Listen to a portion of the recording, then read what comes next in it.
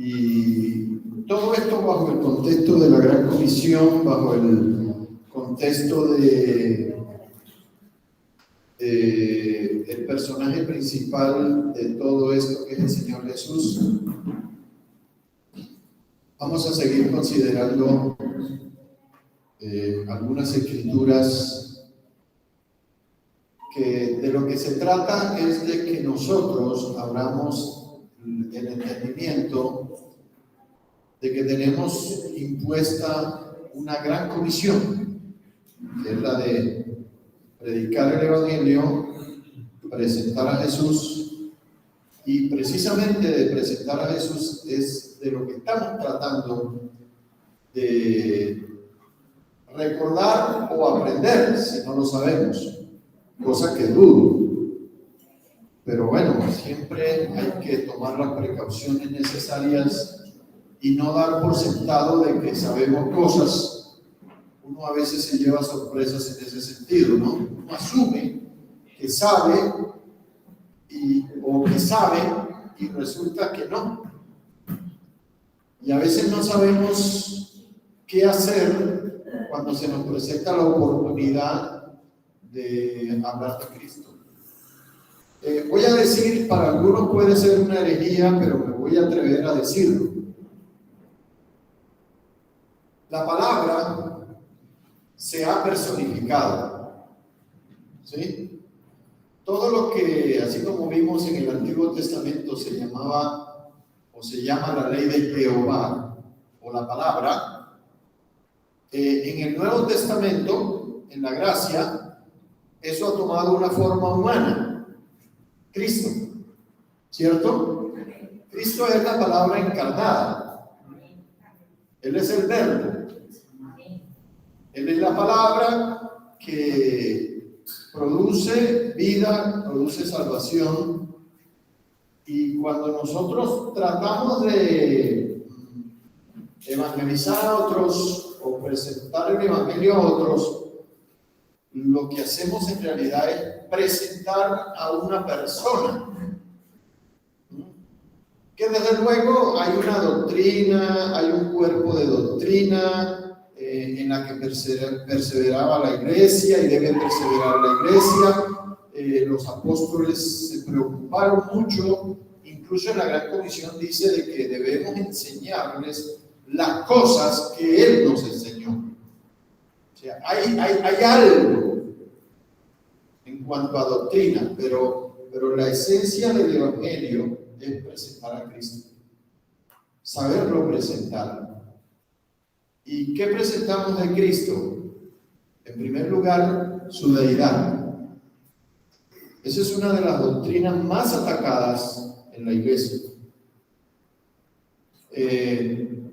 Por ejemplo, los testigos de Jehová niegan que Cristo sea Dios. Es una herejía.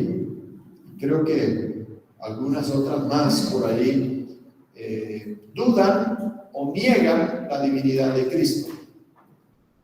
Dios se hizo carne y eso no cambió su naturaleza ni su esencia, y se hizo carne en la persona de Jesús.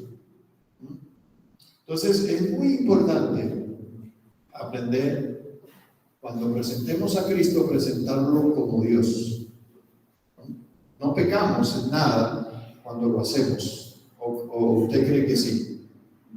Que si hay alguien que piensa diferente a esto, de una vez lo metemos en la sala de recuperación, en cuidados intensivos, y le hacemos la cirugía de corazón y de mente para que acepte que Cristo es Dios.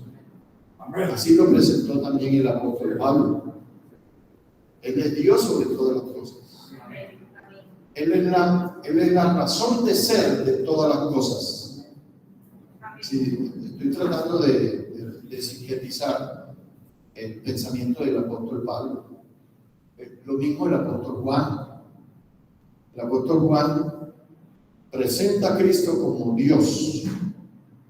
Y ese es un eje fundamental de la predicación del Evangelio. Hay que comenzar por allí. para que no terminemos de pronto incluyendo a unas personas a una religión, que eso es lo que pasa a veces, que nuestra predicación apunta más es a cambiar a las personas de religión, a meterlas dentro de la iglesia cristiana, pero con ese concepto retrógrado de que una religión es como sinónimo de reino. Y esa es la trampa del enemigo con las religiones. Le ofrecemos una religión a la persona y que si la persona lo cree, ya entró al cielo, ya entró al reino. Ninguna religión es sinónimo de reino. Puede que de pronto ayude a alguien a entrar al reino verdadero. Por ejemplo, me acuerdo de Nicodemo, me acuerdo de este que era centurión romano, que siempre se me va el nombre, de Cornelio, que era hombre religioso, tenía religión. El mismo etíope era una persona con religión. La misma mujer samaritana era una mujer con religión. Sabían Biblia, sabían cosas, pero no habían entrado al reino. Y de lo que se trata es de presentar a Cristo como la puerta, como el Salvador, como el Mesías, como Dios, y eso es lo que nos permite a través de su obra acceder al reino. Eso es lo que hace Cristo. Y esa es la intención de la predicación del Evangelio. Si no vamos por ahí, vamos a fallar de pronto. La persona de pronto entra a formar parte de un círculo religioso, pero no ha entrado al reino. Y el reino, por supuesto, ustedes entenderán, tiene sus demandas. Jesús las expresó muy claramente: si alguno viene a mí y no me ama más, esas son demandas del reino. Nacer de nuevo, Juan 3, donde el Señor tiene esa conversación muy fructífera con Nicodemo, le dijo: si no naces del agua y del espíritu, olvídate. Y esa es la condición necesaria. Este tema que abordamos unos domingos atrás sobre el asunto del bautismo es un asunto fundamental de la doctrina del Evangelio, de la predicación del Evangelio. Parece ser que hemos perdido algo de ventaja y le hemos quitado al Evangelio esa fuerza que tenía en la iglesia primitiva, porque como decíamos el domingo pasado, cuando les predicamos el Evangelio y después vienen los 4, 5, 3 hasta 4 y 5 años de curso bíblico para bautizarse, y uno encuentra que en la Escritura, si no hay eso que el mismo etíope le dijo a Felipe, le dijo: aquí hay agua, ¿qué impide que yo sea bautizado? ¿Nota? Si consideramos el que impide, es considerando de pronto que una persona esté viviendo en pecado, que es lo más seguro, digamos, por ejemplo, en adulterio con otra mujer, recasado, o de pronto una herejía en su cabeza, qué sé yo. El que impide es eso. Lo que impide que yo pueda hacer la voluntad de Dios, y por supuesto, pues yo tengo que acomodarme a las demandas del reino. El etíope es un ejemplo bueno para considerar, porque podríamos decir que el mismo Espíritu Santo guió a Felipe hacia el etíope, pero el etíope tenía una gran ventaja, que el etíope era eunuco, ¿cierto? ¿Y eso qué significaba? Que en cuanto a moral, en cuanto a relaciones con mujeres o cosas por el estilo, él no tenía ese problema. Así que no lo podemos acusar. No, pero si era de esos que tenían 80 mujeres, 50, 100 mil mujeres. Por ese lado, al hombre no lo podía, nadie lo podía señalar, porque la misma Escritura lo define como eunuco. Imagínense, en una condición así, pues lo libra a una persona de cualquier del que impide. Pero si ya viene una persona divorciada, recasada, ya sí tenemos que sentarnos con él y decirle, mire, aquí hay un impedimento. Entonces, las demandas del reino implican que hay que explicarle a la persona de que hay que abdicar todo pecado y toda pretensión particular que pueda tener en su corazón. Porque el reino tiene que estar por encima, la demanda del reino. Y el reino demanda santidad. ¿No es cierto? Ya nos vamos al asunto de la santidad. Como vimos acá también, santidad en toda vuestra manera de vivir. Así hablaba Pablo, así hablaba Pedro en esos términos. Santidad en todas las áreas de la vida, comenzando desde el área interior y ya después a las áreas, al aspecto relacional, en cuanto a la relación fraternal, paternal o conyugal, todos los aspectos, amistades, santidad en todo. Entonces, eso implica todo lo que pasa es que esa es una área que entra dentro del discipulado, ¿no es cierto? Que es posterior a la presentación de Cristo, a las demandas del reino y acceder a la salvación. Primero presentamos a Cristo, la persona es confrontada con su pecado, el Espíritu Santo hace la obra, la persona dice, sí, yo creo que necesito a Jesús, yo creo que necesito cambiar mi vida. Y entonces ahí empieza un proceso que se llamaría santificación, que dura hasta que nos muramos, pero eso en realidad es discipulado.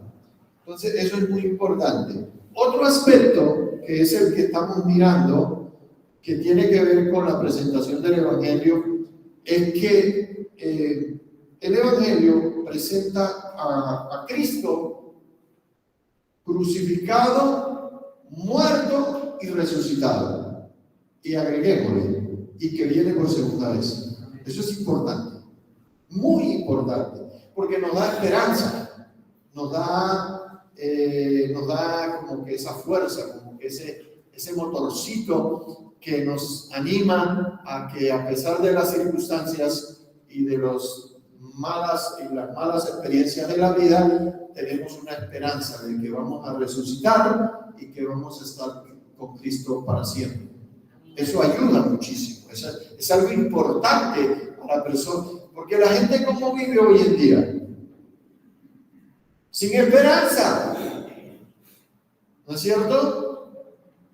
No tienen ganas, algunos no tienen ganas de vivir. Si usted mira las estadísticas aún en Colombia sobre los suicidios, y esa tasa está aumentando cada vez más, porque la gente está desesperada. Entonces la única esperanza es Cristo. La única esperanza de salvación es Cristo. El único que salva es Cristo. Yo no puedo salvar a nadie. Yo simplemente soy un mensajero. Ahí entro como en la categoría de ángel, de enviado. Soy un mensajero. Es más, Pablo dice que somos embajadores también. Cada cristiano es un embajador del reino, que tiene la obligación de hablar bien del reino al que representa y presentarlo de esa manera a las otras personas. Somos embajadores, y un embajador anda bien presentado en su oficina, embajada de, ¿sí? Embajada de, y hay una persona principal ahí que representa a esa nación, a ese país o a ese reino. Alguna vez, en alguna oportunidad, fuimos a la embajada de Israel. Había un evento. En realidad, aquí en Colombia y con la nación de Israel, los ánimos con los cristianos es un buen ánimo, ¿saben? Hay cierta empatía ahí con ellos, porque ellos han entendido que los cristianos en realidad amamos a Israel. A mí me encanta escuchar y ver cosas que tienen que ver con ellos. Pues hasta el día de hoy, pues muchos niegan al Mesías y niegan a Cristo, pero en realidad la única salvación para ellos, ¿quién va a ser? Todas las circunstancias se van a acomodar para que ellos o sí, Hitler le va a quedar chiquito cuando se les presente allá el famoso Mesías que ellos están esperando. Y van a ser engañados. ¿Y quién va a ser el que los va a librar de la ira venidera y de todo lo que va a venir? El verdadero Mesías, al que ellos rechazaron. Hay que seguirles. Ellos necesitan a Cristo tanto como cualquiera de los gentiles de este mundo, cualquier otro pecador. Así que no nos hace mal, porque la misma Biblia nos manda estar orando por ellos y clamando que el Señor tenga misericordia de ellos. ¿No es cierto? Hablamos de la crucifixión y muerte de Jesús como parte fundamental también, un eje fundamental de la Gran Comisión. El apóstol Pablo en 1 Corintios, lo leímos el domingo pasado, simplemente lo voy a recordar. En 1 Corintios, creo que está después de Romanos, ¿no? 1 Corintios 1, el apóstol Pablo tenía una gran preocupación. A él le preocupaban muchas cosas. Pero en el 1:23, hablando de Cristo, poder y sabiduría de Dios, miren cómo él se preocupaba en su mensaje, era eso, presentar a Cristo. Y él dice, pero nosotros, y nos incluye, en el 23, predicamos a Cristo crucificado. ¿Sí? Y en el 2:2 dice, pues me propuse no saber entre vosotros cosa alguna, sino a Jesucristo y a este crucificado. Eso indica, entre otras cosas, que en el mensaje que nosotros le damos a las personas, le tenemos que decir que Cristo murió por nuestros pecados. ¿Sí? Es importantísimo eso.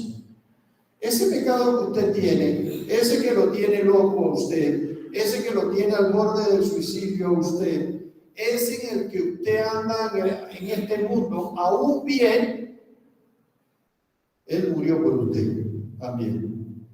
Porque Cristo no solamente murió por los malos, también por los menos malos. No hay ser humano sobre esta tierra, después que nació, lo único que merece es la muerte. ¿Cierto? Necesita a Cristo. Y a Cristo crucificado, muerto y resucitado. Esa es la presentación que también el apóstol Pablo da de nuestro Señor Jesucristo. Él es Dios, hecho carne, que fue a la cruz y murió por nuestros pecados. Y vimos en Lucas, que el domingo pasado, que él se presentó, y dice la Escritura, durante 40 días. 40 días. Y utiliza una palabra que a mí me llamó la atención, con pruebas indubitables, es decir, sin duda, de que Él había resucitado de los muertos. Los ángeles se le presentaron a las mujeres y le dijo en el Lucas 24, versículo 5, y la primera parte del 6, a manera de pregunta, pero imagínense como decíamos el domingo pasado, los discípulos y estas mujeres, incluyendo a la misma mamá, estaban reventados, porque primero por la forma como fue muerto, como fue juzgado y condenado, la forma como los romanos lo trataron y los mismos paisanos, los mismos judíos, los escribas, los fariseos y todos los que ahí estaban. Es como decir, el infierno completo estaba ahí empujando para que fuera la cruz, para eliminar toda posibilidad de que el hombre fuese salvo. En realidad, la pretensión satánica era esa. eliminarlo, matarlo, y que todas las almas se fueran al infierno. Esa es la pretensión satánica. Esa es la gran comisión del diablo. Y Jesús, con todo el poder de su deidad, le tenía reservado al enemigo, le tenía una sorpresita. Y la sorpresa es la resurrección. El diablo no contaba con eso.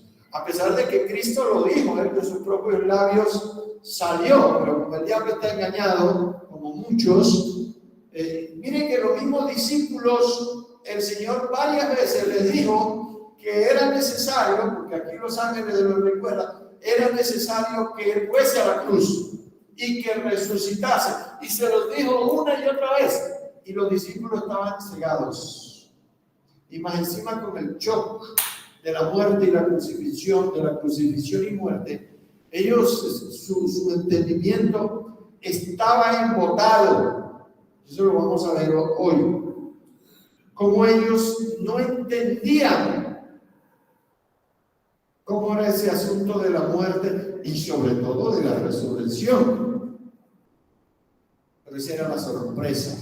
Ese era el as debajo de la manga que nuestro Señor tenía en su mano para derrotar al enemigo y ponerlo debajo de nuestros pies.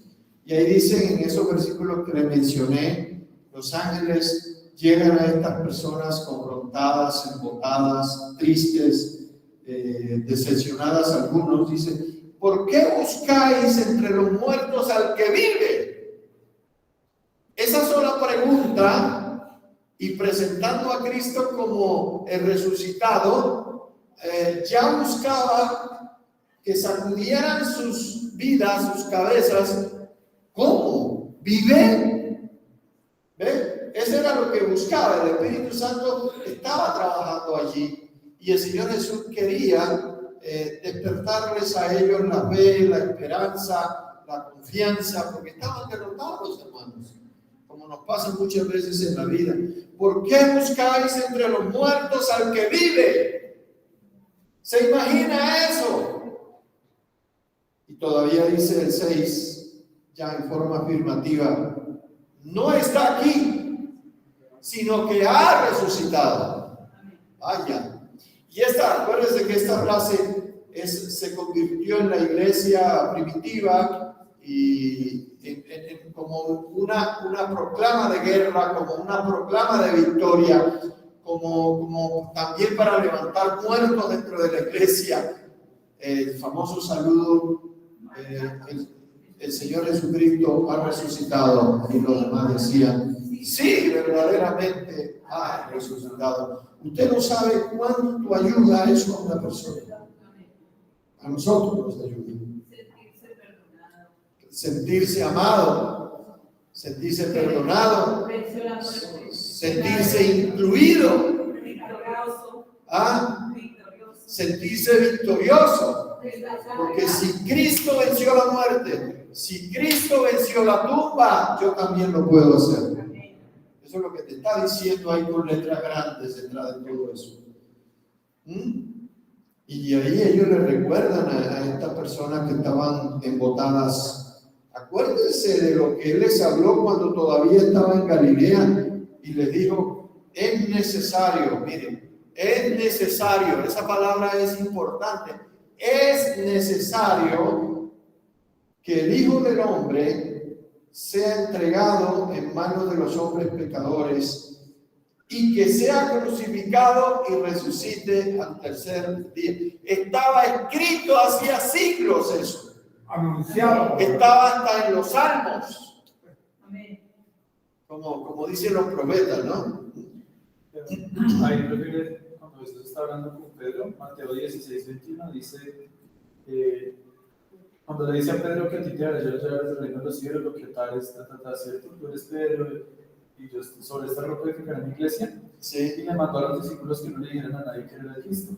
Desde entonces comenzó Jesús a declarar a sus discípulos que le era necesario ir a Jerusalén, padecer mucho de los ancianos, de los principales sacerdotes y de los escribas, y ser muerto y resucitar al tercer día. Ese es el encuentro después de la transfiguración, si no estoy mal, ¿cierto? Porque cuando... O sea, ahí está hablando con ellos, y Pedro lo llamó y dijo, ven, ten compasión de ti, no pase esto, pero ya se los van a decir. Y ahí el diablo ya estaba trabajando, ¿no? No seas tan loco, ¿cómo te vas a dejar matar? Y el Señor le dice a Pedro, apártate de mí, Satanás. O sea, el diablo procurando sacar a Jesús de la voluntad de Dios. Pero desde ese tiempo ya le está diciendo que iba a resucitar. Es correcto, es correcto. Y es más, incluso en la conversación que tienen, algunos de los evangelistas dicen que en la conversación con Elías y con Moisés, ¿saben de qué estaban hablando? De la crucifixión y muerte. Entonces, este es un eje muy importante de la predicación del Evangelio. Cristo como Dios, Cristo muerto y resucitado para traer sanidad y salvación. ¿Cierto? Fue un capítulo después, ¿verdad? Correcto. Y a partir del verso 8, miren cómo empieza el Señor a través de, por decirlo de alguna manera, de la predicación de los ángeles. Ellas empezaron y dicen, entonces ellas se acordaron de sus palabras. Ahí el Espíritu Santo es el que está orando. Y volviendo del sepulcro, dieron nuevas de todas estas cosas a los 11 y a todos los demás. Y ahí nombra que era María Magdalena, Juana, María la madre de Jacobo, que es María la madre de Jesús también, y las demás, eran muchas más mujeres quienes nos dijeron de estas cosas a los apóstoles. Pero miren que todavía el trabajo con los apóstoles no funcionaba, parecía, ¿no? Porque dice, mas a los apóstoles les parecía locura. ¿Qué pensaban ellos de estas mujeres? Están locas. Ellos no concebían la idea de una resurrección, no lo concebían. Porque ellos lo vieron, cómo lo trataron, cómo murió, cómo lo pasaron con la lanza, y el que lo traspasó en la lanza apuntó al corazón. Olvídense, los romanos no eran tiernitos como algunos acá. Los romanos eran crueles, hermano. Sí. Ahí estaba la mano del diablo ahí detrás. Asegúrense, como dijeron después los sacerdotes, asegúrense de que siga muerto. Y le dieron platica a la guardia, ¿se acuerdan? Asegúrense que siga muerto. Y si resucita y lo encontramos, lo volvemos a matar, como dicen algunas mujeres hoy de los maridos. Y si resucita, lo vuelvo a matar. Pero bueno. Vamos al versículo 13. Esta historia es hermosísima. A mí me llama mucho la atención. Me fortalece mucho cuando yo la escucho en la historia del camino de Emaús del Señor Jesús con los 2 discípulos. Y resulta que estos 2 hermanos, yo no sé por qué razón iban para allá, no lo puedo decir, pero fue algo que el Señor permitió para mostrarse, para revelarse. Es probable que alguno viviera, es probable que fuesen a visitar a un familiar, lo que sea. Pero el hecho está. Vamos a leer a partir del 13.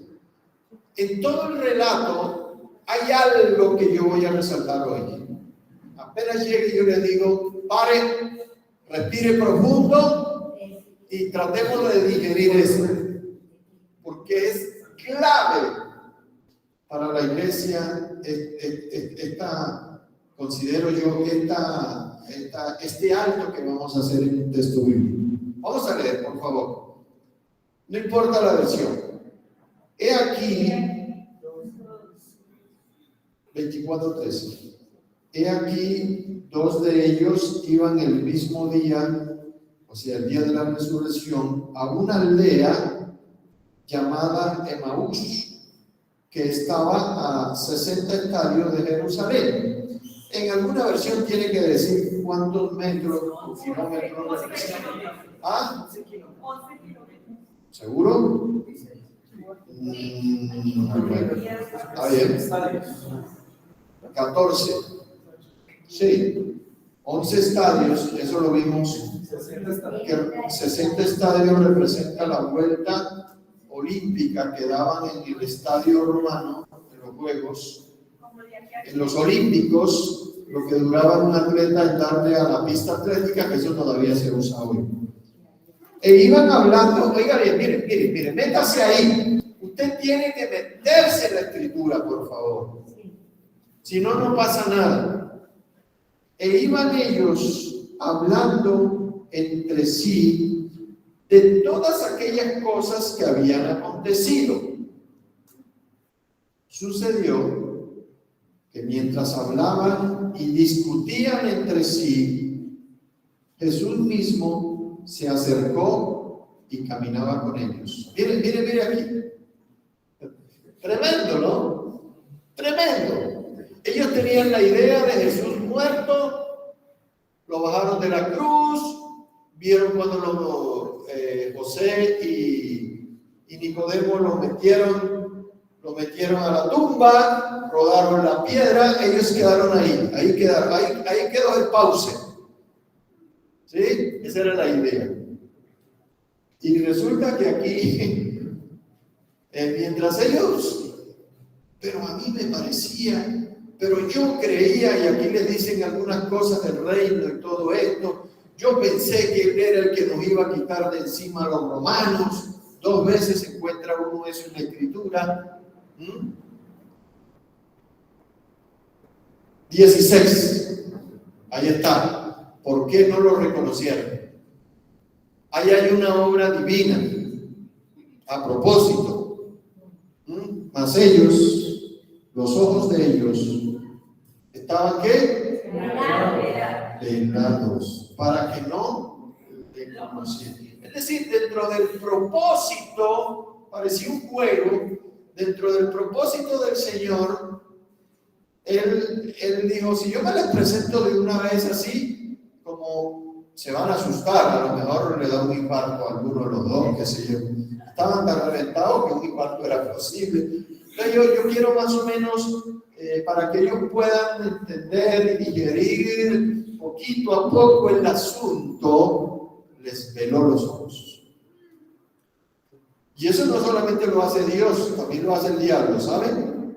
En la parábola del sembrador hay un grupo donde dice que el diablo les arranca la palabra para que no crean. De pronto más que se asustaron o algo, como después de explicar las escrituras, yo creo que si él se hubiera revelado una vez, no lo hubiera creído. Sí, evitando, el Señor sabía, ¿no? Ahí hay algo importante. Y Jesús les dijo, haciéndose como el que no sabía, oiga, esa conversación, ¿qué pláticas son estas que tienen ustedes mientras camináis? Y esta, ¿y por qué estáis tristes? ¿Qué pregunta, no es cierto? ¿Qué pregunta? Pero, ¿y ustedes de qué hablan? ¿Ah? Respondiendo uno de ellos, que se llamaba Cleofas, le dijo, oiga, ¿eres tú el único forastero en Jerusalén que no has sabido las cosas que en ellas han acontecido en estos 3 días o en estos días? No lo distinguió. No, nada. Sería que tenía otra.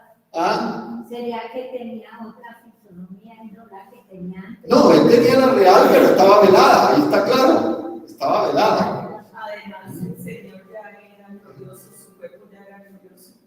Como siempre lo ve. Sí, como siempre lo fue. También son como parecidos todos.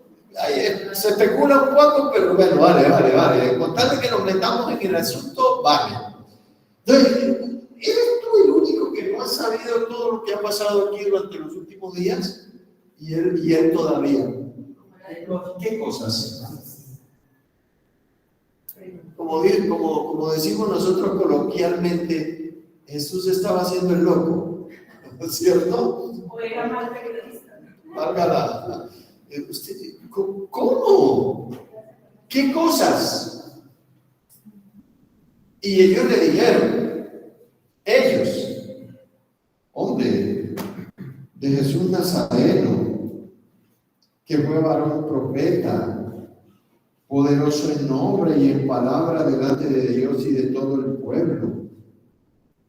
Y cómo le entregaron los principales sacerdotes y nuestros gobernantes a sentencia de muerte y le crucificaron. Hasta ahí, vale. Estos hombres sabiendo, dígame, si uno lee todo lo que dijeron, estaba perfecto todo. No dijeron mentiras, no exageraron, relataron las cosas. Este es el contenido de la predicación del Evangelio. Ellos lo estaban haciendo aquí. Estaban, como dijo alguien, estaban tratando de convertir a ese forastero. Presentándole a Cristo. Es una forma. Y dice en el 21, mira el 21, porque estaban decepcionados y tristes también. Pero nosotros, los judíos, los discípulos, esperábamos que Él era el que había de redimir a Israel. Es que dentro del sentimiento de los apóstoles, ellos siempre tenían, esto aparece después cuando Jesús les prometió también que esperaran en el Espíritu Santo, ¿no? El mismo Lucas lo relata, que ellos esperaban era que le sacaran de encima a los romanos y redimiera el reino. Era algo que ellos, de acuerdo a las promesas que habían recibido a lo largo de la historia, diríamos, ellos esperaban una redención nacional. Creían que efectivamente Jesús era el Mesías, pero no le creían a Jesús de que Él iba a resucitar. No, y que Él fuera el verdadero Mesías.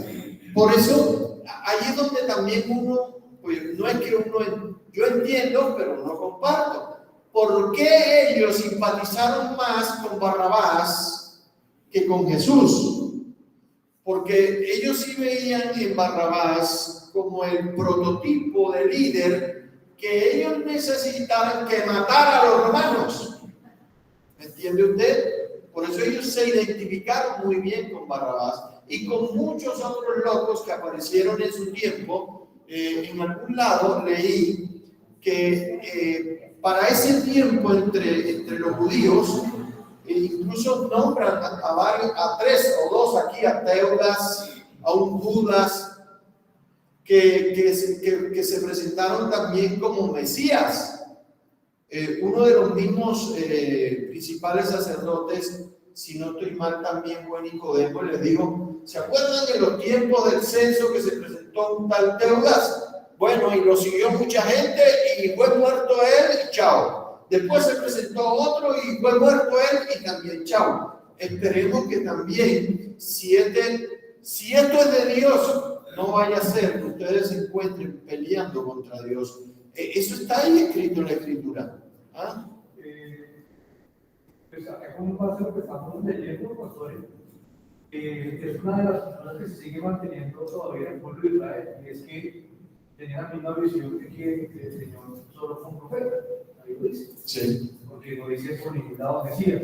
Y me acuerdo de que el único que dijo que era el Cristo, el Hijo de Dios viviente, fue Pedro cuando el Espíritu Santo le reveló esta verdad. Exacto, después de la transfiguración, si no estoy mal. Aunque también hay un detalle importante, y es que si uno como judío lee las escrituras del Antiguo Testamento, aunque ahí no digan que creían que era el Mesías, el hecho de que creían hasta cierto punto de que iba a redimir al pueblo de Israel, eso era una atribución que el Antiguo Testamento le da al Mesías. O sea, que efectivamente sí creían que era un profeta, pero que era más que un profeta, que era el Mesías, pero murió, entonces ya no era algo así más o menos. Sí, había cierta decepción ahí entre los discípulos también, porque en realidad los judíos esperaban era un rey militar, de acuerdo a las circunstancias que estaban viviendo, un David, pero armado con espada, y que cuando romano se encontrara lo traspasara con una espada. Eso era lo que ellos esperaban. Por eso Jesús a ellos no les llenaba las expectativas que tenían. Que lo que ellos decían, esperábamos que él era el que iba a redimir a Israel. Esa redención implicaba dos cosas. Uno, la libertad del sometimiento del Imperio Romano, Sí. así si fuera por medios de armas. Bélicos. Pero segundo, la instauración del reino davídico, que es lo que los propios discípulos le dicen a Jesús cuando él asciende. El Señor restaurará el reino La misma en cosa. ese tiempo. Sí. O sea, el Mesías para ellos tenía que hacer eso, que eventualmente lo va a hacer, pero en el entendedor del Antiguo Testamento, hasta ese punto, todo iba en el mismo momento. Sí. Lo que pasa es que ya luego nosotros vemos que no era de esa manera, Sí. pero los discípulos en ese momento esperaban ese redentor que los sacara de La esclavitud. la esclavitud y que pusiera reino. Tan es así que el propio Pablo y los primeros apóstoles mueren esperando que ellos en vida Jesús regrese a instaurar el reino de Dios, y no lo hizo. Pero esa es la idea de Mesías que ellos tenían completa. Cuando no lo hacen, entonces dicen, no, pues ya no fue. Ya no fue. Entonces, aquí mire lo que implica esto de lo del, porque esto hay que explicarlo de alguna manera en su contexto para poderlo, que había en la cabeza de los discípulos, que de alguna manera era lo que ellos también ya dejo a alguien más por ahí, les impedía a ellos reconocerlo. Es decir, y eso pasa entre la iglesia también, ese velo que a veces el enemigo pone sobre nuestras vidas nos impide ver a Jesús en su real dimensión y nos quedamos con asistir aquí o allá y hacer esto o lo otro y pensamos que ya eso es todo, y resulta que Jesús está tratando primero de hacerles entender el propósito de Dios para después presentarse Él como vemos posteriormente como lo hizo. ¿Quién más quiere hablar por aquí? Pues es que se ve también que la redención que Él nos ofrece no es solamente física, sino Sí, del corazón, es importante. del espíritu. Eso es importante. Es decir, la redención tiene una implicación, en este caso para ellos era política, pero también Mesías Redentor también significa el Redentor de nuestras almas. Esa aclaración me parece interesante. No sé qué comiste hoy, pero eso no te lo reveló ni la comida, ni carne, ni sangre, como dice el Señor, ¿no? Sino que realmente es vital que entendamos que redención implica redención de alma, redención de espíritu, no sé cómo decirlo. Bueno, sigamos un poquito adelante porque me parece interesante todo esto. Entonces, nosotros esperábamos que Él nos salvase y resulta que ya incluso ya lleva 3 días de muerto, o sea, ya hasta debe oler a feo. ¿De acuerdo? Como acuerdo que estoy acordando de Lázaro, ¿no? 22. Aunque también nos han asombrado unas mujeres de entre nosotros, las que antes del día, es decir, antes del día significa en la mañana bien temprano, fueron al sepulcro. Y como no hallaron el cuerpo, vinieron diciendo que también habían visto visión de ángeles, quienes dijeron que él vive. Ahí está, ya lo leímos, cómo los ángeles se le aparecen a María, a las 3 Marías, como dijo alguien, y les anunciaron que Jesús estaba vivo. Y ellas fueron y les dijeron, Jesús está vivo. Unos ángeles nos dijeron, eso siguió botado ahí todavía, ¿no es cierto? Verso 24. Y aún fueron algunos de los nuestros al sepulcro, Pedro y Juan, y hallaron así como las mujeres habían dicho, pero a él no le vieron.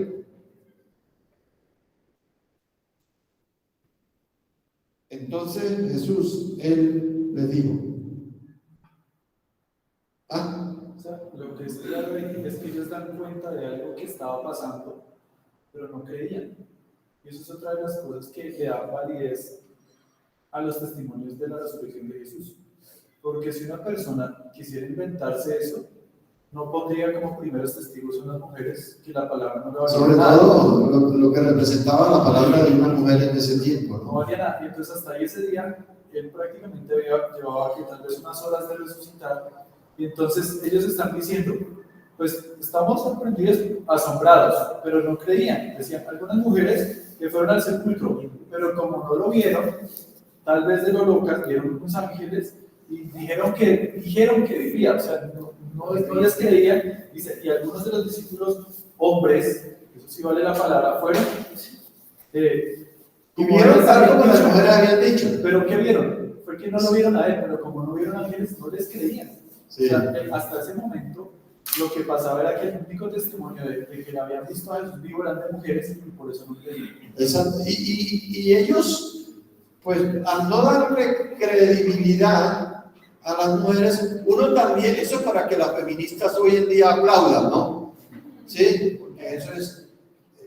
Mire que el Señor, en su soberana voluntad, escogió que las primeras testigos de su resurrección fuesen unas mujeres, vean. Eso, las feministas aplaudan de verdad, vean, las feministas, vean, aquí apareció una.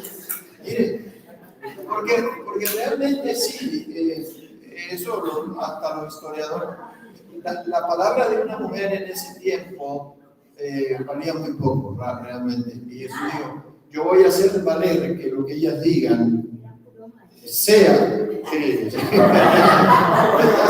Aquí ya reventó la primera machista, ya lo dijo. La primera feminista ya reventó que eso era un matiz al machismo, ¿no? Pero bueno, vale, yo la valgo. Hoy la valgo, hermano, hoy. Bueno, listo. Y entonces, pues es que Jesús vino a poner todo en su lugar, y ese es el verdadero feminismo, o sea, donde Jesús le da lugar a la mujer que debe ser, porque sí. ¿Cómo trató a la samaritana? ¿Cómo trató a la adúltera? A Marta, a María. Y es que de verdad, la resurrección, que es la verdad que sostiene el cristianismo, la más importante, decírselo primero a mujeres es un honor muy... Ahora, se le abona también a este asunto de las mujeres. Mire que fueron más solícitas que los hombres. Los hombres no fueron al sepulcro, bueno, excepto Nicodemo y José. Ahí ve uno, pero bueno, lejos de corrientes y lejos de cosas. Aquí vemos la soberanía de Dios obrando de una manera muy especial y cómo Jesús, indistintamente de los prejuicios sociales y todo lo que ustedes quieran, Él simplemente determinó que fuera en ella, incluyendo a la mamá. Ahora no vamos a hacerle rosario a la mamá ni nada de esto, pero Jesús también tenía la intención de confirmarle a su mamá, porque su mamá en algún sentido, en algún momento de la vida, hasta dudó de Cristo. ¿Se acuerdan cuando fueron allá a recogerlo porque pensaron que estaba loco? Hasta la mamá estaba incluido en ese complot. Pero bueno, el Señor aquí está revelándose, está tratando de quitarles el velo, de sacarles el engaño, de sacarles la mentira, de sacarles el dolor y poner en ellos un dejo de esperanza, de fe, de confianza, y que se dieran cuenta que las escrituras se estaban cumpliendo y que la palabra profética es la palabra eterna de Dios, etcétera, etcétera. Muchas cosas hay aquí. Alguien más me levantó la mano y que sea el último por ahora mientras sigo. No, pero no sé si sea parte que de pronto eso de lo de las mujeres me parece que no es un detalle menor porque... Yo no te estoy entendiendo. Grítame si quieres. Que cuando hablabas de la revelación... De la revelación. En la resurrección. En la resurrección. Las mujeres, que no es un detalle menor porque no solamente en la resurrección Dios reveló cosas importantes. Sí. Por ejemplo, a la samaritana, acerca de la adoración. Exacto. A Marta y María acerca de Betania. Sí. Entonces, como poner atención a esos detalles es muy interesante. De lo que Jesús ha revelado a través de las mujeres o han sido instrumentos de revelación.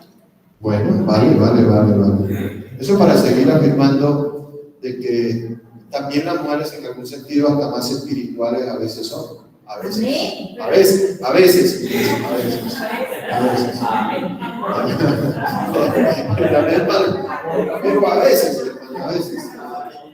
En este caso, hay un versículo de Pablo Bueno, sí, sigamos. Está bien. Ya no más feminismo, ¿vale? Bueno. No más machismo. Y entonces el Señor Jesús le dice en el 25, el 26 en adelante, dice: oh insensatos insensatos y tardos, oiga, de corazón para creer todo lo que los profetas han dicho. Sí, eran incrédulos. 26. Pregunta: ¿no era necesario que el Cristo padeciera estas cosas y que entrara en su gloria? Y vean que él aquí no había sentido todavía. Y comenzando, oiga, mire, esto es importantísimo en la predicación del Evangelio, mire. Porque ¿qué predicamos? La palabra, la ley de Jehová, la ley de la gracia. Y entonces el Señor usa la Escritura. ¿Qué tenemos que usar nosotros también? La Escritura. Eso es una norma. Y comenzando desde Moisés, oiga bien, y siguiendo con todos los profetas, les declaraba en todas las Escrituras lo que de él decían. Necesitaban un estudio bíblico.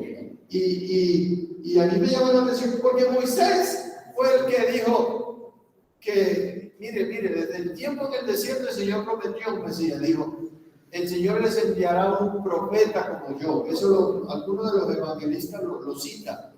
Y el que no oyere al tal profeta será desarraigado del pueblo. Él dice: enviará profeta como yo, a él oiréis. Y el que no oiga al tal profeta será desarraigado del pueblo. Era, además de una promesa, era también una sentencia, porque el Evangelio tiene eso: define, o salva o condena. 28. Llegaron a la aldea donde iban y Jesús usa una estrategia. Él dice: bueno, yo como que voy un poquito más, ahí más adelante, voy aquí más. Y ellos: no, momentico, la hospitalidad, ¿no? Y él hizo como que iba más lejos, más ellos le obligaron a quedarse diciendo: hombre, quédate con nosotros, porque se hace tarde y el día ya ha declinado. Entró pues a quedarse con ellos. Y aconteció que estando sentado con ellos a la mesa, esto era muy particular, los discípulos estaban muy acostumbrados a esto, incluyendo la última cena. O sea, ellos entendían esto muy bien, y es más, en las costumbres orientales, la persona que se sentaba a la mesa a la cabeza de la mesa, para ellos significaba mayor dignidad, respeto. Eso tiene un estudio, todo un estudio. Y él lo hizo, él tomó la cabecera de la mesa y tomó la iniciativa en el partimiento del pan a propósito, porque tenía la intención de revelarse a ellos. Y entonces se sentó a la mesa, tomó el pan con autoridad, lo bendijo, lo partió y le dio. Esa fue una cena, no la última, sino la primera después de la resurrección. Entonces, aquí está el 31. Entonces, el velo se quitó. Ahí en ese momento el Señor lo hizo. Lo puso y lo quitó, es cierto. Ya lo dije. Y le reconocieron. Vaya, esto se está poniendo bueno. Él desapareció de su vista. El asunto se estaba poniendo bueno. Viene él, aparece y se desaparece. No, hermano. No, ya esto va cambiando. Progresivamente ya esto va cambiando, lo vamos a ver Y miren, aquí está algo clave aún hoy. Verso 32. Cuando el Señor se desapareció, algo pasó adentro de ellos. Y ese algo es el énfasis que yo quiero hacer también hoy. Esto es muy importante todo, pero este énfasis particular que hay aquí es vital para nosotros hoy. Y se decían el uno al otro, a manera de pregunta: oiga, Cleofas al otro, ¿no ardía nuestro corazón en nosotros mientras nos abría las Escrituras en el camino? Y cuando nos abría las Escrituras, yo me precipité porque tengo un afán de decirlo. ¿No ardía nuestro corazón cuando nos abría las Escrituras?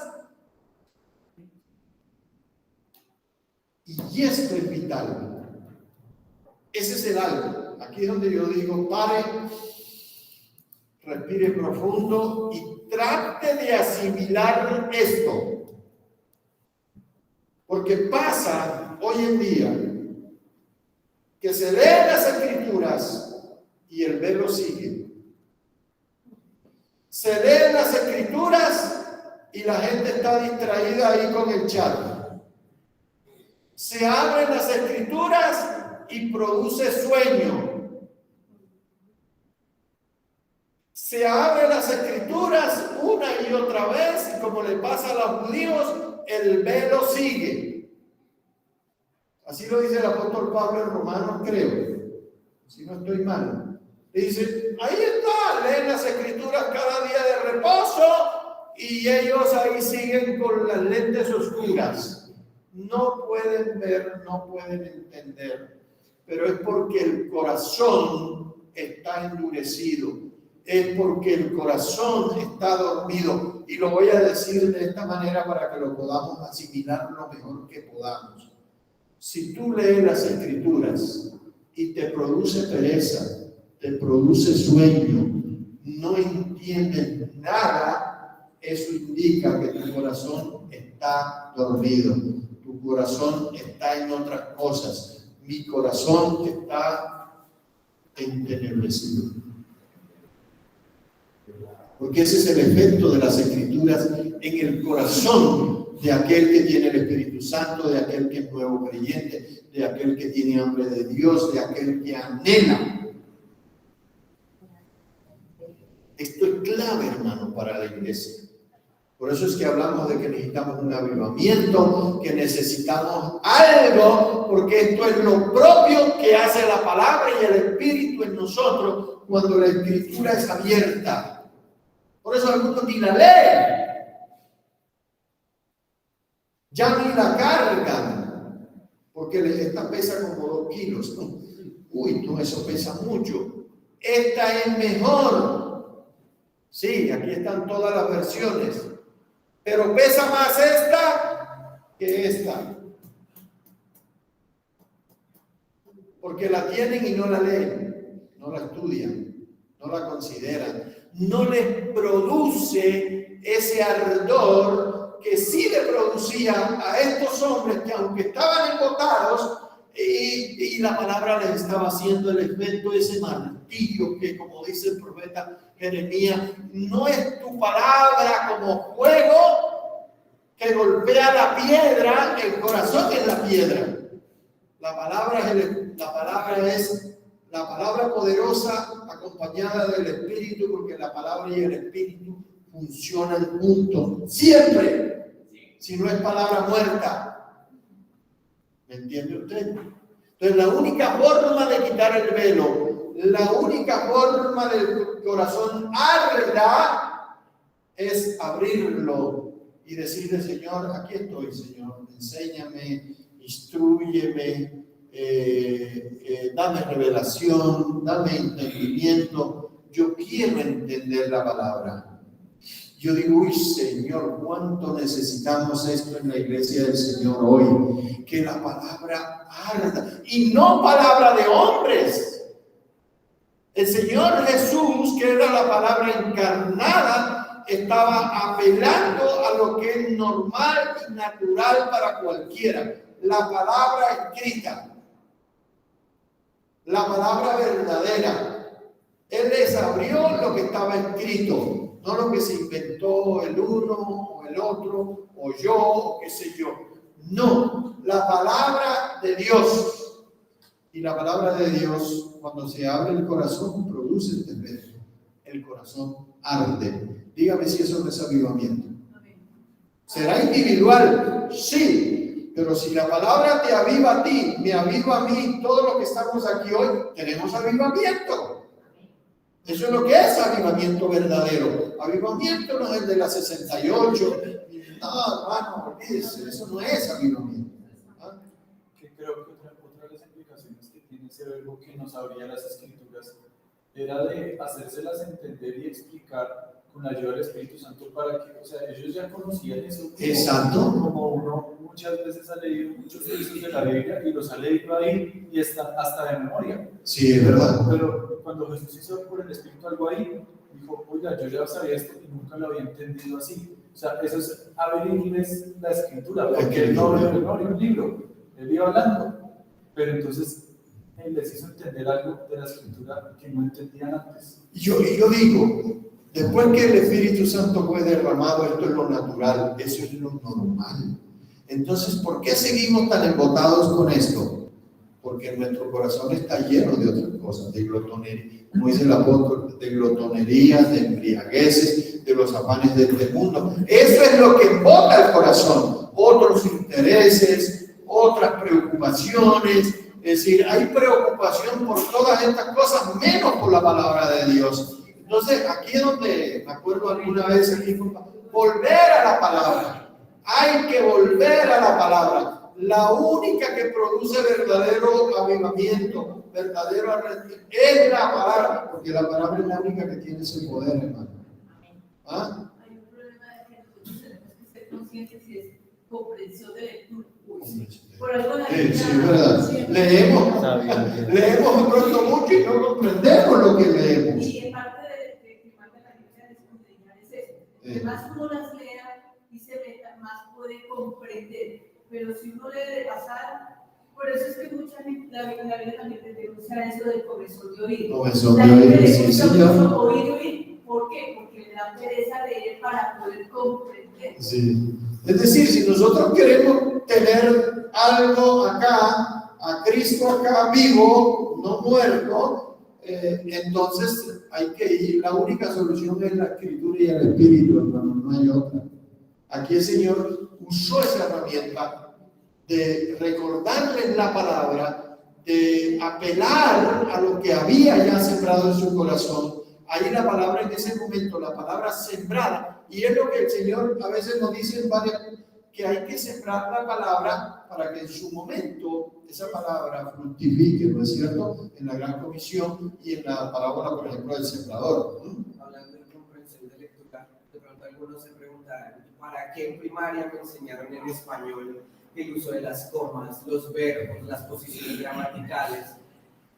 Las traducciones que tenemos hoy, hubo varios traductores que se mataron varios días, meses y años poniendo las frases de manera tal de que por lo mejor posible transmitiera lo que en el original estuviera. Claro. Entonces nosotros podemos agradecer por ellos y también utilizar nuestras capacidades que nos desarrollaron en primaria, en los primeros años del colegio, para poder leer la Biblia de una mejor manera. Y si tenemos al Espíritu, porque está, hermano, tenemos toda la garantía, mi hermano, tenemos toda la garantía, pero hay que ir a la Escritura. Este énfasis es muy particular porque yo digo, uy, Señor, ¿cómo necesitamos nosotros esto hoy? Que nuestro corazón arda, pero arda de pasión por lo verdadero, por lo genuino, por la palabra auténtica. Por algo que realmente, porque lo único que puede conmover un corazón endurecido es la palabra de Dios. Eso un psiquiatra, un psicólogo te ayudará en algo, pero la palabra de Dios sí puede hacer ese efecto ardiente. No es infierno, esto no tiene nada que ver de ardiente de infierno, sino del poder del Espíritu, el fuego del Espíritu, que fue lo que pasó en Pentecostés, ¿no? La última para seguir y terminar por hoy. Siempre Pilar es la última, ¿no? ¿Verdad? Y se le adelantó. Y hermano, deje hablar a Verdad y después a Pini. Dale, Pini. Dale, Verdad. Sí, digamos que... Duro gríteme, por favor, para que lo entendamos. Digamos que la voluntad de Dios ya está revelada. Ya está revelada, la palabra de Dios ya está ¿Qué revelada. revelación más necesitamos? Si la palabra de Dios, la voluntad de Dios ya está revelada en la palabra. Sí. Entonces, el pastor decía, no, pero ¿qué más necesitamos? No necesitamos más nada. La voluntad de Dios ya está revelada. Ya está. Si usted al fogón no le atisa, así decimos lo que nos criamos en el campo, no le atisa, no le remueve los leños, no los junta, se apaga. Se apaga, ¿cierto? Pierde el fuego, pierde el calor y se apaga, con el tiempo se apaga. Entonces, la comunión entre hermanos ayuda mucho a eso también, ¿no?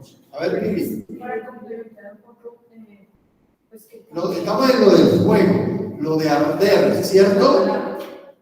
Que para complementar un poco con respecto a la palabra, es también que nos debemos aproximar a la palabra de Dios de una manera diferente. Estamos leyendo un libro que tiene el poder de cambiar mentes, vidas, Sí. o sea, es Salvar. Entonces, la manera como nos aproximamos debe ser diferente, con temor reverente y también pidiendo lo que Pablo siempre decía, Alumbramiento de sí, señor. Entonces, en la medida que nos aproximemos a la palabra con ese fervor, Con esa hambre, con esa sed, con ese fervor, seguro Dios se revelará más en nuestras vidas. se revela. Mire, el énfasis que tiene que ver con la palabra es importante aquí, porque por el efecto que produce, que nos quita, rompe ese velo, porque sí, como Pilar dice, la forma como nosotros vamos a la palabra, es decir, yo leo la palabra, pero si yo voy a la palabra con ideas preconcebidas, con conceptos, hasta con doctrinas o corrientes, es probable que voy a seguir de pronto engañado a algunas cosas.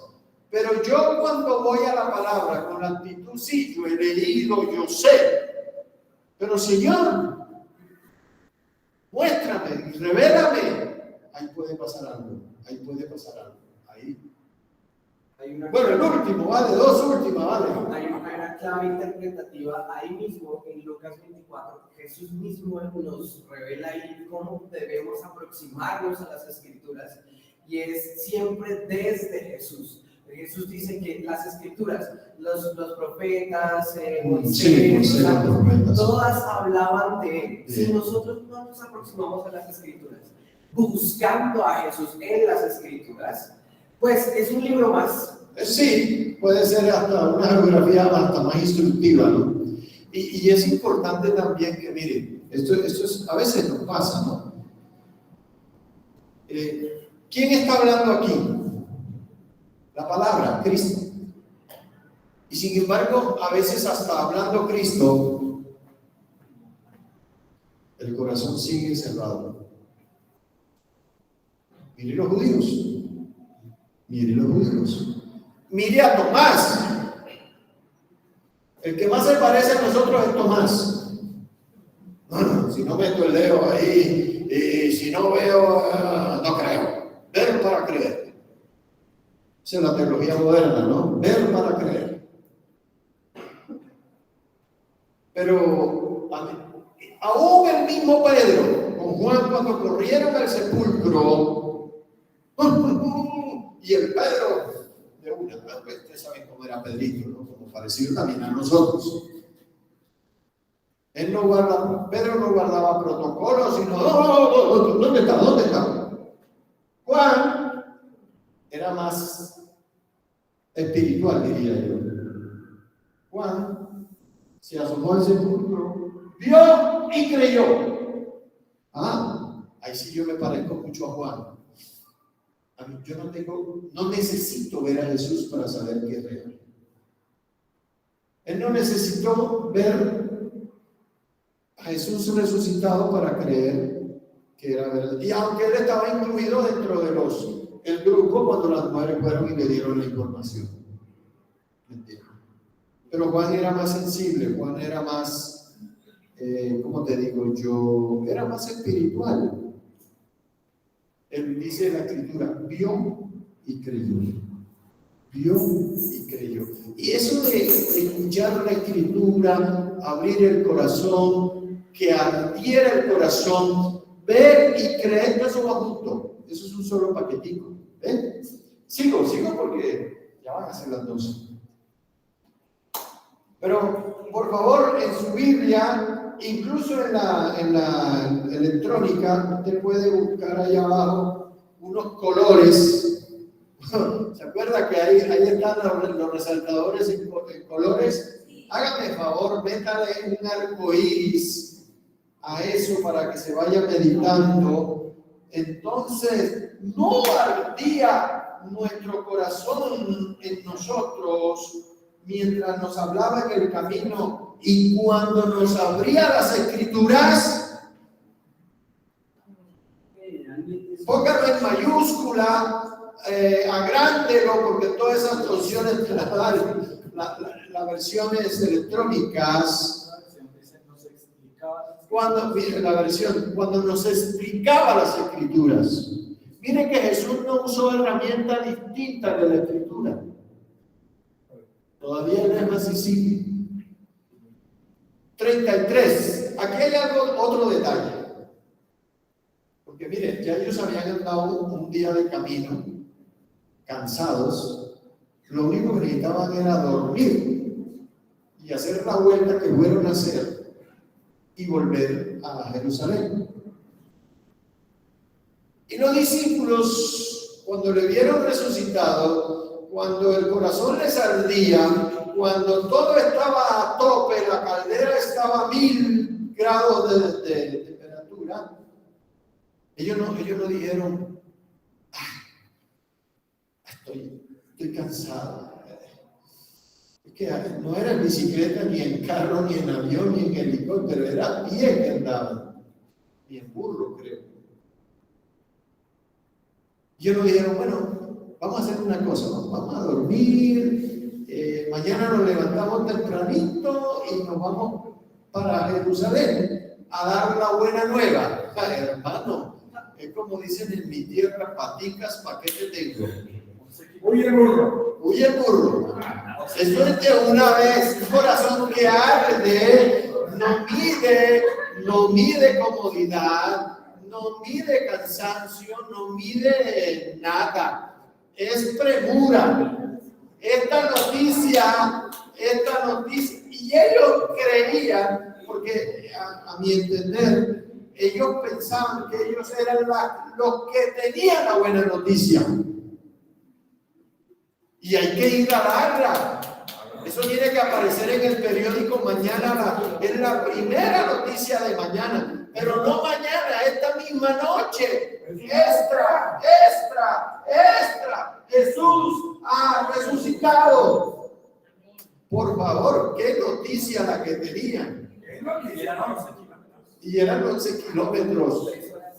Y sabe, y quiere que le diga, porque ya ellos tenían el combustible necesario. Esos hombres volaron ese día. Ahí sí usaron la tablita esa de volver al futuro, ¿se acuerdan? Esa tablita de volar. Estos hombres no corrían, volaban. El récord de la hora debe estar ahí. ¿En serio? Ahí debe estar el récord de la hora. Porque era más. Y del día, yo creo, y del siglo, y de todo. Y ellos se levantaron a la misma. Inmediatamente Jesús se desapareció de una vez. No ardía nuestro corazón. Corramos a dar una buena noticia. Eso es importante en la predicación del Evangelio. Hay que correr a dar una buena noticia. Y levantándose a la misma hora, volvieron a Jerusalén y hallaron a los 11 reunidos y a los que estaban con ellos, que decían: alguien se nos adelantó aquí. Aquí alguien se adelantó. Las mujeres. Las mujeres. Ya va a echar manos. ¿Qué decían los discípulos? La misma noticia. Ha resucitado el Señor verdaderamente y ya ha aparecido a Simón. En algunos de los evangelios aparece esto. Entonces ellos también. ¿Cómo? Se le apareció a Pedro. A nosotros también. Nosotros también lo vimos. Y empezaron a relatar todo como había acontecido. Y le contaban las cosas que les habían acontecido en el camino y cómo le habían reconocido al partir el pan. Eso estaba bueno. No solamente estaban encendidos ellos, sino que ya también el cuerpo de discípulos ya también estaban saliendo de la tristeza, del dolor, del embotamiento, de la decepción. Eso se estaba yendo, eso busca el Señor.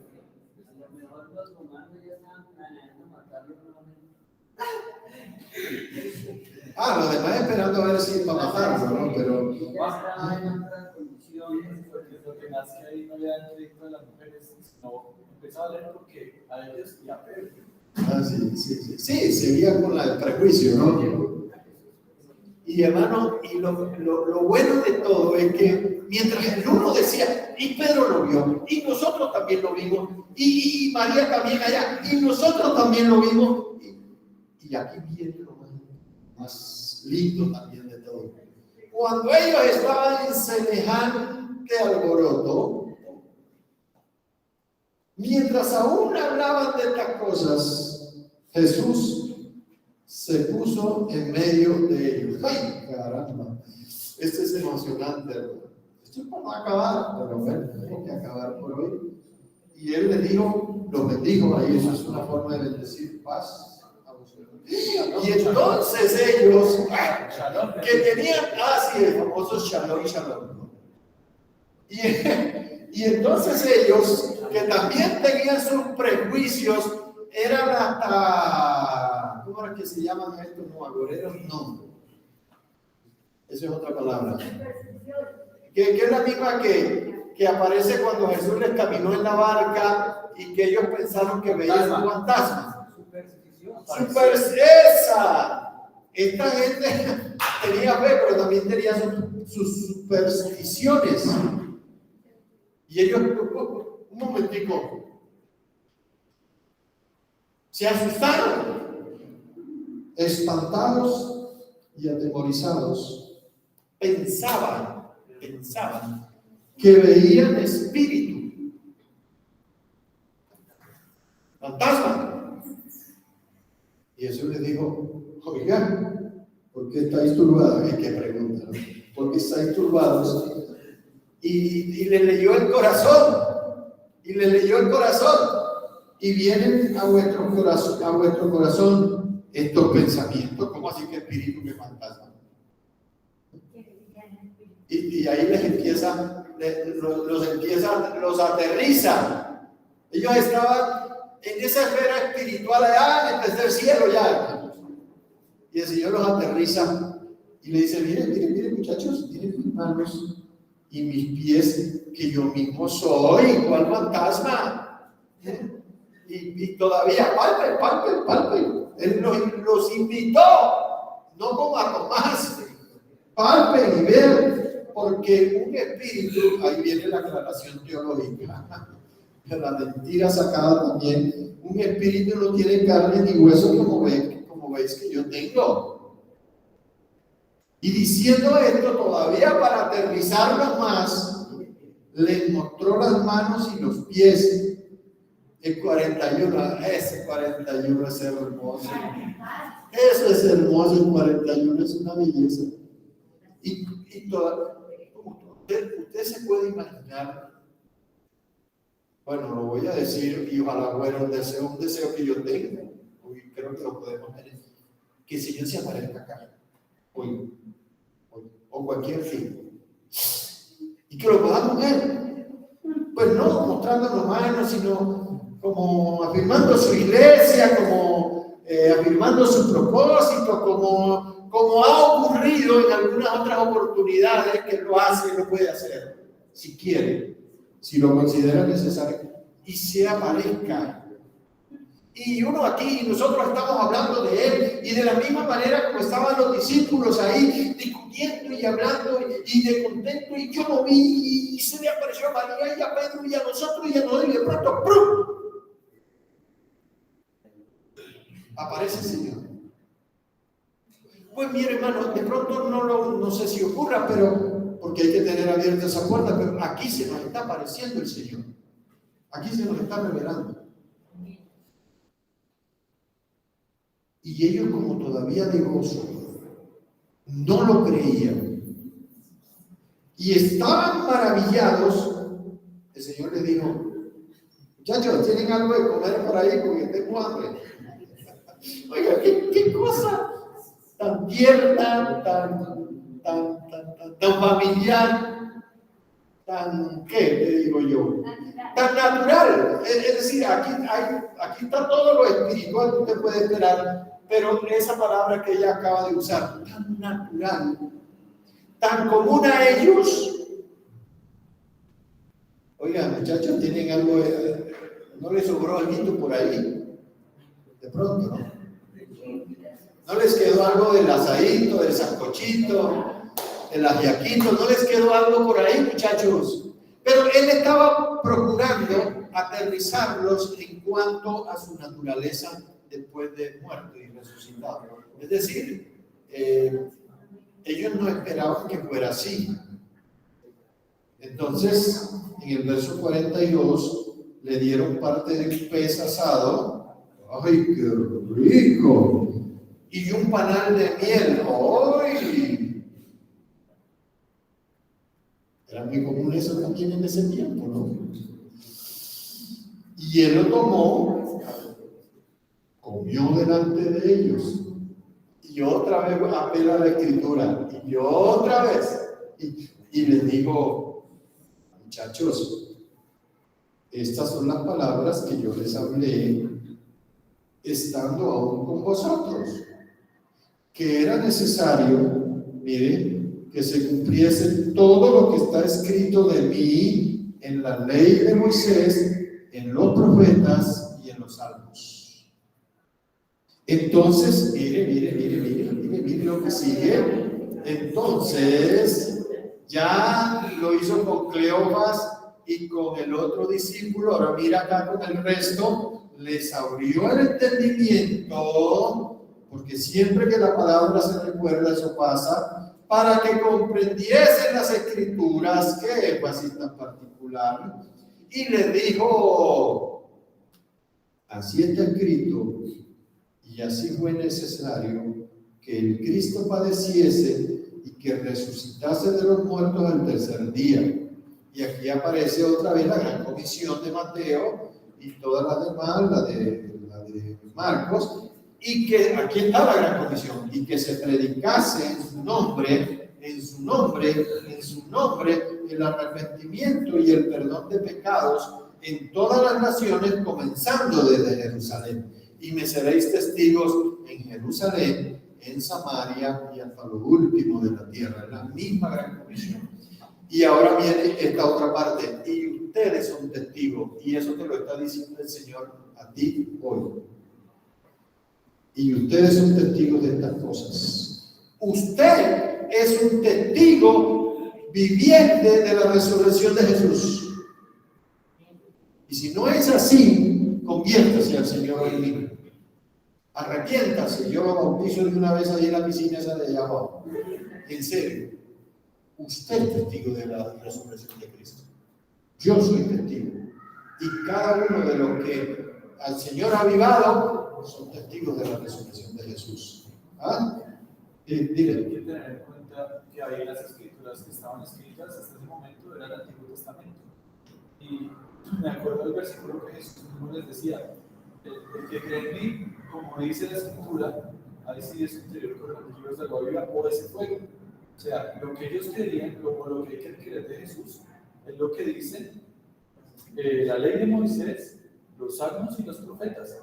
Y es entender a ese Jesús, porque yo he escuchado cristianos que dicen: no, no me gusta leer el Antiguo Testamento.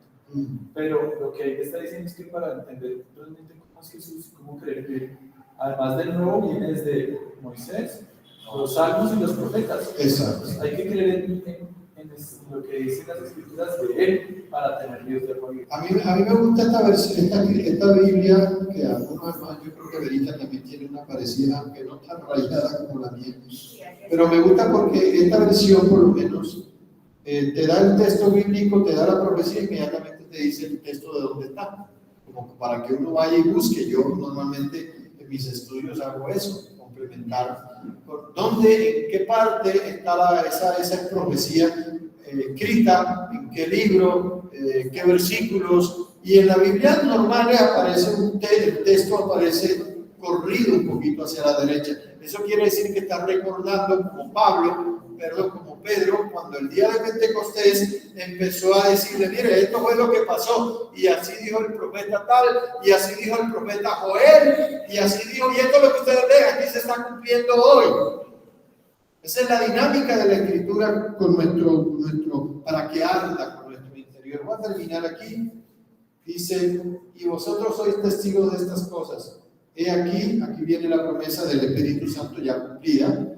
Y aquí yo le enviaré la promesa de mi Padre sobre vosotros. Y le dio la orden: quédense en Jerusalén, a vosotros en la ciudad de Jerusalén, hasta que seáis investidos de poder desde lo alto. Esto es importante, ¿saben por qué, mi hermano? Porque el Señor sí dio la gran comisión y todavía está impuesta esa orden.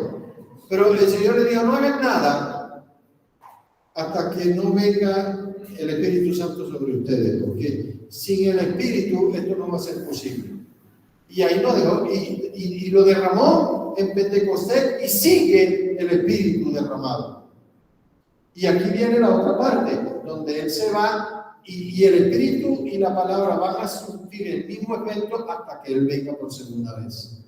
Entonces los sacó fuera de Betania, y alzando sus manos los bendijo. Y aconteció que, bendiciéndolos, se separó de ellos y fue llevado arriba al cielo. Y aquí digo yo, comienza lo que es la dinámica de la iglesia a partir de entonces. Ellos, después de haber adorado, volvieron a Jerusalén, ¿cómo? ¿Tristes? Con gran gozo. Y estaban, miren, esa es la dinámica de la iglesia, estaban siempre en el templo alabando y bendiciendo a Dios hasta que Él vuelva. Le agrego yo, hasta que Él vuelva. Por favor, vamos a estar en pie. Pueden parar. Vamos a darle gracias al Señor. Yo estoy muy contento realmente